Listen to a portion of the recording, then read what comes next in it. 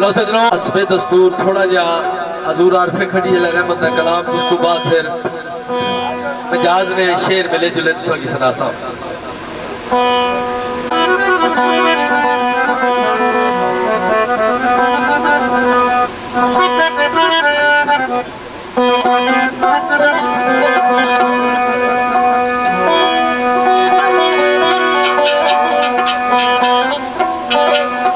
जनाब चौधरी जमशेद साहब उन्होंने साथी मेहमान खुशी आज ने और आज ने मुंतज़िम आला चौधरी बशीर चौधरी निसार चौधरी सुल्तान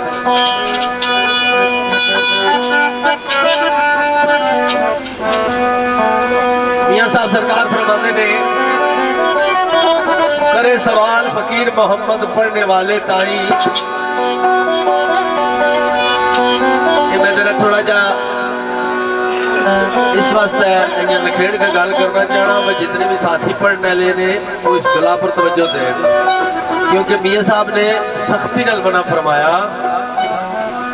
कि करे सवाल फकीर मोहम्मद पढ़ने वाले ताई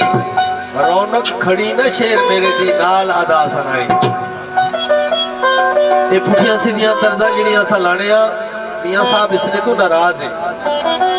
और मैं उन्होंने किताब ना मुताला किया ना सख्ती ने मना किया आपने फरमाया ये अशार मेरे रूहानी औलाद है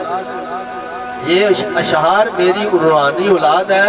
जिस तरह कोई किसी की औलाद के कान पकड़े उसको तकलीफ होती है इसी तरह मेरे अशार जो सही तरीके से नहीं पड़ेगा वो मुझे तकलीफ हो जाएगा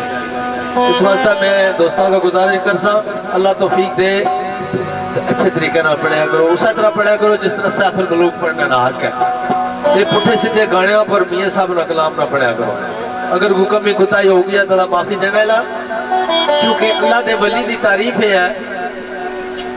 किताबों में लिखा हुआ है कि अल्लाह के गजब से भी डरो और अल्लाह के दोस्तों के गजब से भी डरो इसलिए कि अल्लाह के दोस्त अल्लाह के दिए हुए नूर वाली आंख से देखते हैं मैं ज्यादा तशरीह ना जाना बाज़ दफा वो जिस तरह चीज़ा पढ़िया होनिया उस लैंग्वेज गल करनी पई जानी ते मियां साहब एक ऐसे सूफी ने जिन्हें कि असी समझ ना सकने हकीकत बात ने एक सिर्फ मुबालगे ताकि जुमला नहीं है असी नहीं समझ सकने इतने बड़े सूफी सरकार गुजरे ने आपने कलाम जिस वेले तवज्जो नाल हकीकी नजर नाल पढ़िया जाए ते यकीन जानो बंदे का दिमाग सुन हो जाता है सरकार फरमाते ने एक दो बंद मैं वो सनासा जी अगर बाकी दोस्तों नहीं पढ़े हुए पहली नजरे ओ वेख न सके आज तक कबूतर दोए आपस हम जिन्स नहीं है मुखालिफ जिन्स है बघियाड़ और भेड़ मुखालिफ जिन्स है लेकिन मियां साहब कहते ने ये ऐसे मौके की गल है ऐसे मकाम की गल है उसने पर तबसरे घंटिया की जरूरत है बात छोटी जी है लेकिन मफहूम इतना बड़ा है कि उसने पर घंटिया की तबसरे की जरूरत है इस वास्ते मैं तबसरे पर ना जाना खाली शेर ही सुनाना वा पहली नजरे ओ वेख न सके तबाज कबूतर आई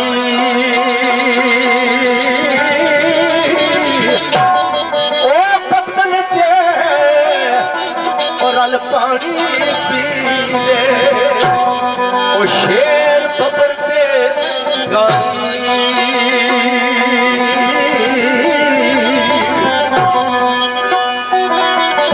बाज तक कबूतर दो इकट्ठे बैठे हो ये हो सकता है कि बाज कबूतरे छोड़ दिया ते गां ते शेर दो इकट्ठे पानी पीने हो सकता है शेर गाय की छोड़ दिया लेकिन मियां साहब ने जो कोई लिखा है बिल्कुल सच लिखा है लेकिन मकाम कुछ और है ते अल्लाह समझने की तौफीक देवे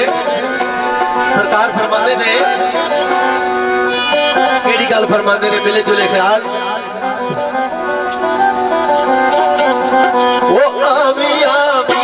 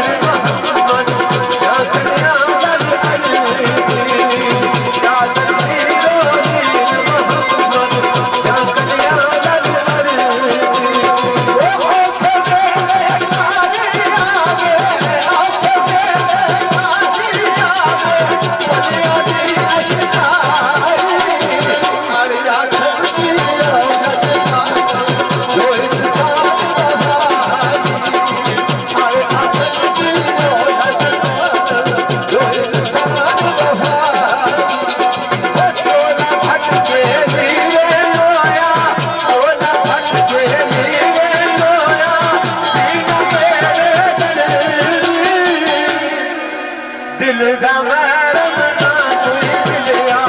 रोगिया तो करती दिल दा मैरम ना कोई मिलिया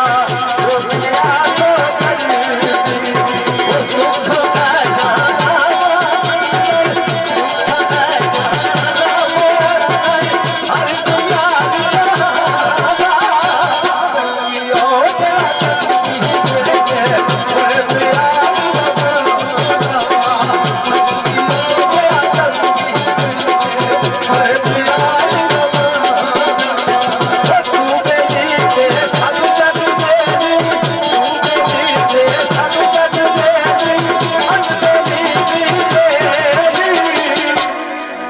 यारा बाज मोहम्मद बख्शा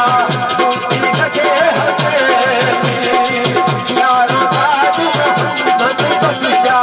दूती लगे हथेली वो लगती मालू टूटती टंगी लगती मालू टूटती टंगी देखना दिलदारी चकाए आलम में दिलदा उम्र गुजरी सारी चकाए आलम में दिलदा उम्र गुजरी सारी दुखी गली विच तणे वटोए दुखी गली विच तणे वटोए काटा चैन ना रोए संभल के टुरिया मोहम्मद बख्शा बड़े तमाशे होए संभल के टुरिया मोहम्मद बख्शा बड़े तमाशे होए वो सबसे मोरल पानी पिया सबसे मोरल पानी पिया कोई दूर से फर के जिन्होंने फर के सिर पे रखिया कदम चुकल कर कर के जिन्होंने फर के सिर पे रखिया कदम चुकल कर जा चौधरी साजिद साहब कोटा गरबी UK Chaudhary Tabib Kotli UK Chaudhary Junaid Kotli UK Chaudhary Waqar Qayyum Khatyam UK Chaudhary Waqas Khatyam Cyprus Chaudhary Safeer Khatyam Chaudhary Ayaz मन्ना खट्याम ये जनाब परदेसिया ने हवाले नाल शेर सुनाना इन्हां की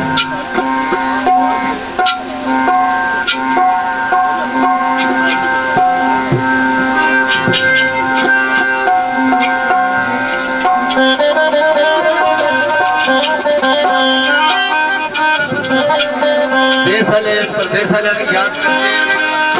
एक गल कहते केड़ी गल कहते ओ या अल्लाह अज खैर होवे ए या अल्लाह अज खैर होवे ओ बुड़ बुड़ याद पई आंदी यारियां दी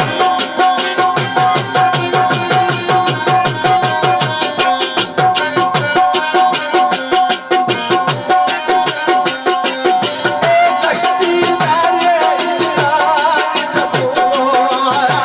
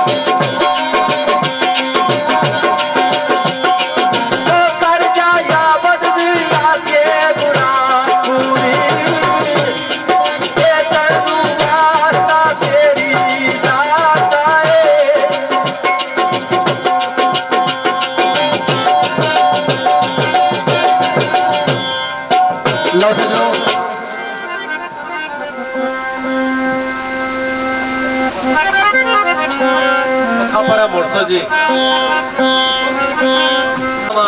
भाइये साडे